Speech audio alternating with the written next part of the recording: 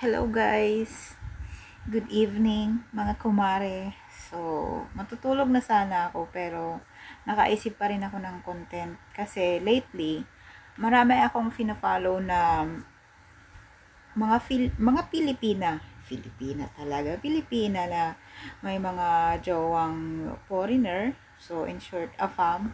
So, nagtataka lang ako kasi mga babae din yung mga bashers, yung mga nag-hate comments. So, parang, bakit hindi na lang sila maging masaya na mayroong Pilipina na successful yung relationship, which is sa AFAM. So, siguro, hindi ko maintindihan kung bakit sila ganon. So, personally, para sa akin, okay lang.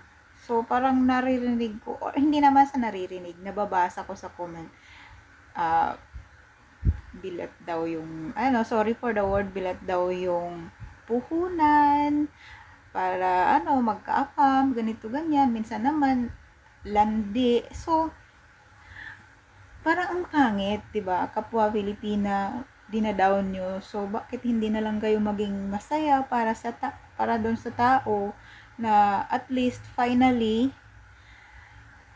natagpuan niya na yung the one, yung taong magbibigay siya sa kanya ng assurance, yung ititrato siya na parang Disney princess. So, ako dati, ganon din ako, parang nagja-judge din ako. Pero hindi ko bino-voice out, sa isip ko lang. So, sabi ko, siguro talagang yung mga mahilig sa mga ganito, exotic. So, until kinain ko yung salita ko, na parang doon ko na-realize na ang mga apam, kaya sila naghahanap ng mga Pilipina mostly kasi yun, maalaga tayo, tapos iba tayong magmahal, as in maraming kababaihan yung faithful, lalo na pag pinakitaan tayo ng tamang pag pinakitaan tayo ng maganda, like itrato tayo ng maayos, tapos makita natin na